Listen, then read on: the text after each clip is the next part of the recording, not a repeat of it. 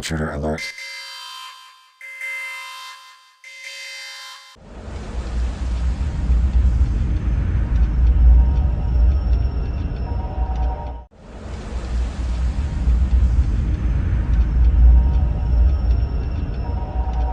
Hey there, Fallout lovers. This is Scott, aka The Intruder. This is a new type of video for me, my first of many Fallout lore videos to come. This video's topic: power armor. I'm focusing on the four main types of power armor in Fallout 4. Power armor from other games will be covered in later videos. In this video, I will cover the T45, T51, T60, and X01 versions.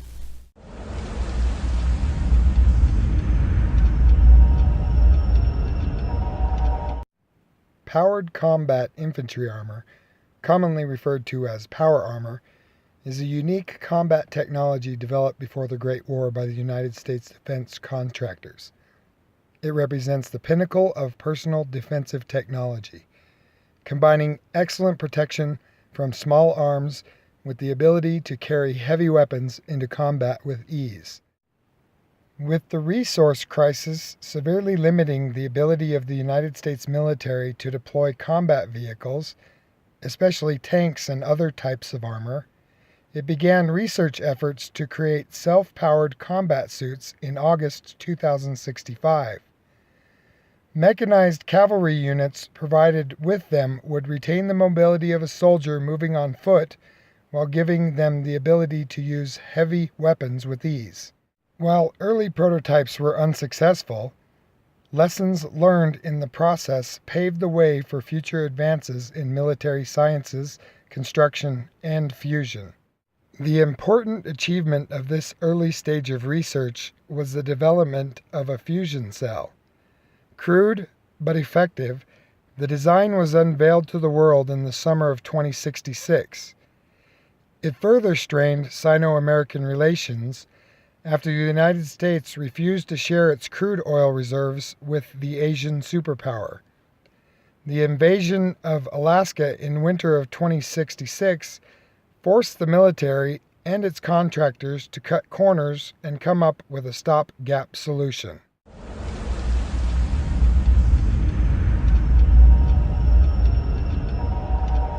The West Tech internalized servo system is the standard chassis for all power armor series.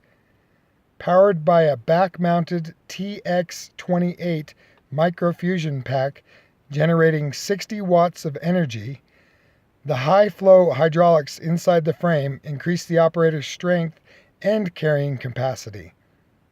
More importantly, it boasts a standard fusion core interface, allowing them to be powered from any core found in the wasteland.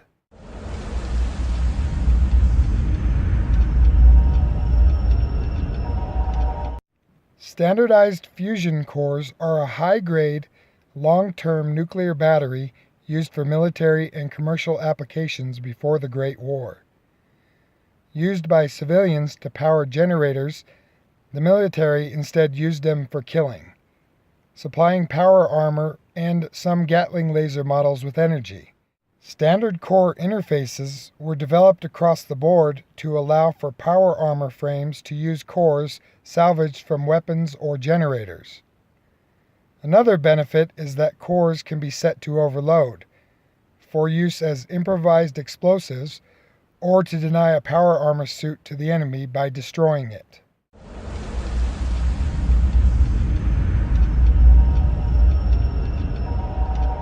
The T45 series was the first version of power armor ever employed on the battlefield by the U.S. military. Many suits remain active in the wasteland today and provide their wearers with substantial protection. In 2067, the T45 powered combat infantry armor was the first design pressed into service in the Sino-American War, with its first developments taking place on the Alaska front to counter the Chinese offensive. The speed at which it had to be deployed less than 2 years after the development of power armor began, resulted in the creation of a stopgap model utilizing existing technologies and manufacturing techniques. This temporary solution would eventually become the mainstay of American power armor units, especially as subsequent upgrades reduced the impact of the mobility problems that plagued the early production runs. The most important was the implementation of back-mounted fusion packs, rather than relying on the limited supply of small energy cells consumed by the armor at an alarming rate. The operator could use any kind of weapon that could be fired by an infantryman. Protection came in second. The use of steel plating offered a considerable advantage against most small arms and used existing technologies and materials, allowing the U.S. to quickly manufacture and deploy T-45 suits. However, the armor had its limits, and as the war with China dragged on, it became insufficient both in the ability to deploy firepower and protect the operator. However, as the T-51 power armor model did not arrive until 2076, the T-45D became the workhorse of the American military and a testbed for related technologies.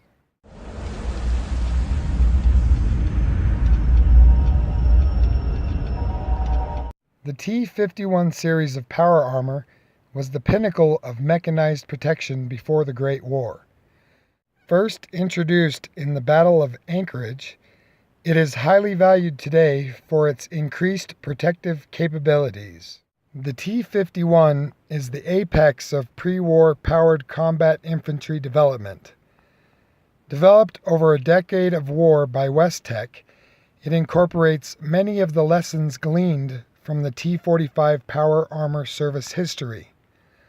Unlike its predecessor, the T-51 benefits from a long development cycle and uses custom-made components to create not a stopgap model, but a weapon that provides the best possible protection through incorporating the latest passive defense features. Like the T-45, it is designed for a single human operator, patterned after the human silhouette.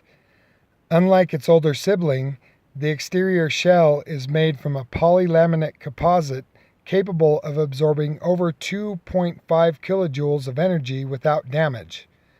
The strength of the material is further enhanced by the organic, rounded profile of the shell, improving the chances of deflecting projectiles and explosions compared to the older steel plating present on the T-45.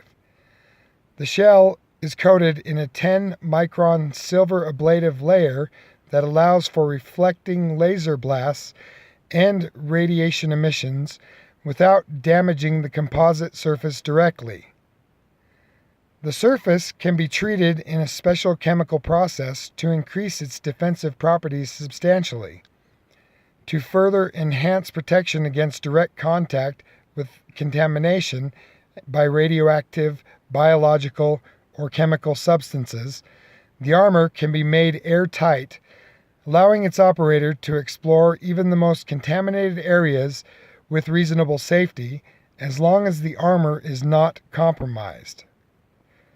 The helmet is an integral part of this protection, fitted with a rubberized cowl mounted to the chest plate and providing a tight seal.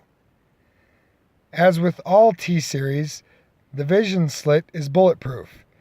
Compared to its predecessor, the helmet is smaller and more durable, made out of a single piece of composite, with an easily removable vision assembly.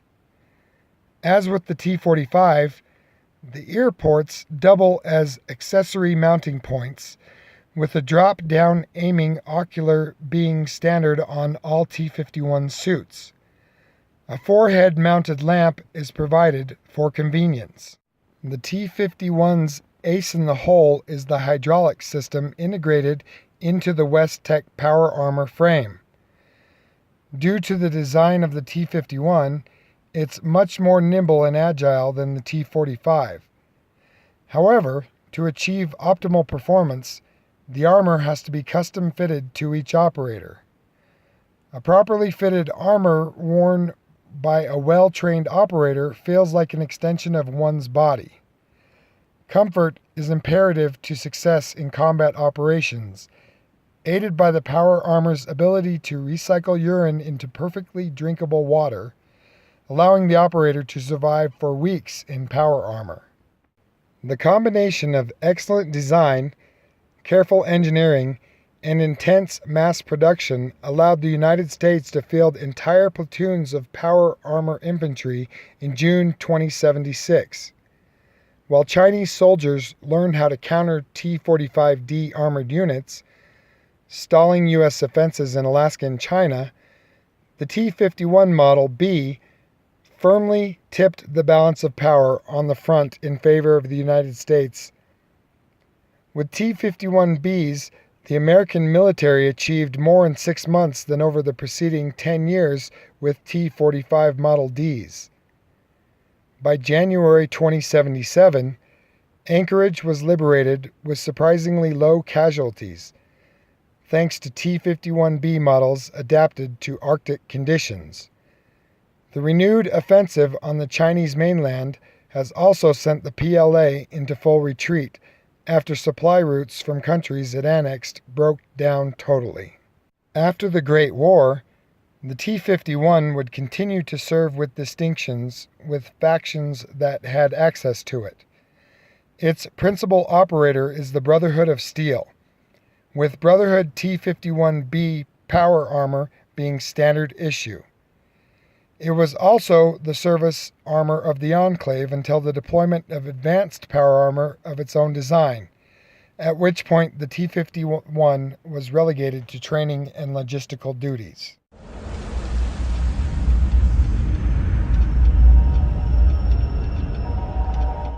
The T-60 series of power armor saw extensive use by the United States Army after the Battle of Anchorage. In fact, soldiers in T-60 power armor were among those trying to retain order on October 23, 2077, the day America fell to atomic war.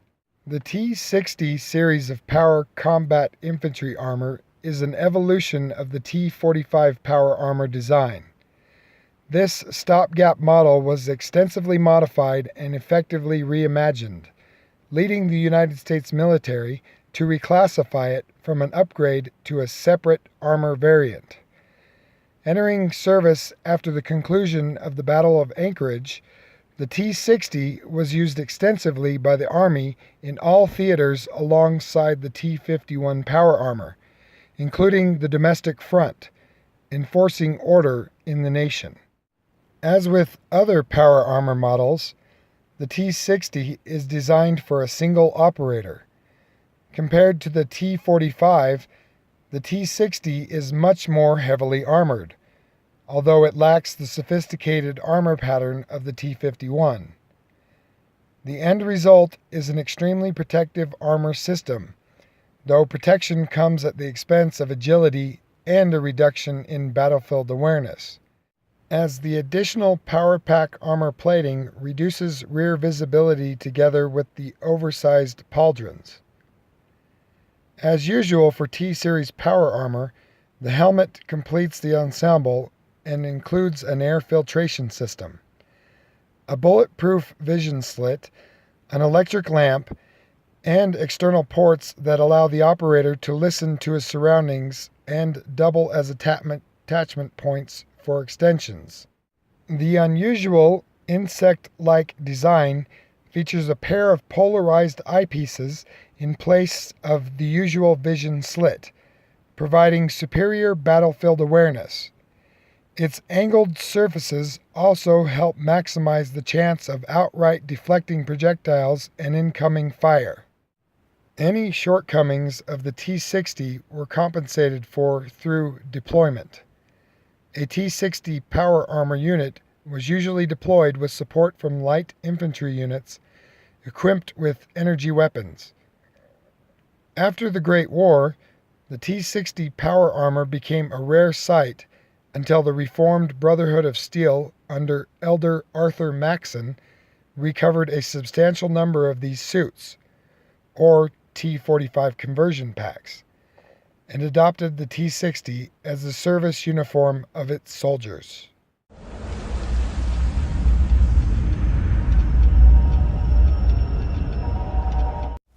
The X-01 series of power armor was specially engineered and employed by remnants of the U.S. military after the Great War, and offers increased protection over the older pre-war models. The development of the first suit of advanced power armor, designated X-01, began shortly before the war, with the first test run issued to presidential bodyguards. The prototypes would later become the Mark I of the X-01 series, engineered and employed by remnants of the U.S. military after the Great War, offering increased protection over pre-war models. It represented a radically new approach to designing powered armor, eschewing traditional design philosophies that defined the T-series. The X-01 was never deployed in large numbers until work on the model was restarted by the Enclave in 2198, although it wasn't until 2251 that the research efforts began in earnest under presidential mandate, with the first production model created in 2220. The X-01 Advanced Powered Infantry Combat Armor is designed for a single human operator, provided with the comfort and protection of a next-generation suit of armor. While the T-51 power armor relied on a lightweight polylaminate composite shell for protection, the advanced model uses lightweight metal alloys as basis, reinforced with ceramic castings at key points. The resulting space savings allowed for reducing the armor's profile without compromising protection. Classic power armor pauldrons were retired in favor of a hump that encloses the operator's head, significantly reducing the chance of enemy fire damaging the vital areas surrounding the head. Perhaps the most noticeable change was a completely new helmet assembly. The unusual insect-like design features a pair of polarized eyepieces in place of the usual vision slit, providing superior battlefield awareness. Its angled surfaces also help maximize the chance of outright deflecting projectiles and incoming fire. The basic hydraulic system and servo motors that provide the operator with enhanced strength are also high-quality models, with improved performance as opposed to the original T-51B. Additional features include an auto gyro and the ability to lock them in position, allowing the suit to be stored upright, or the operator to take a nap while on guard duty. An air conditioning system for comfort, a radio headset, and a urine recycling system carried over from the T-51B, allowing the operator to survive for weeks without water. Well, that's it, guys. Let me know what you think in the comments below. My personal favorite is the X-01 power armor. What's yours? Let me know down below. Also, make sure you hit that subscribe button and hit a thumbs up. Thank you so much for watching. I'll see you next time. Don't forget to comment and like, and make sure you hit that subscribe button for more awesome content.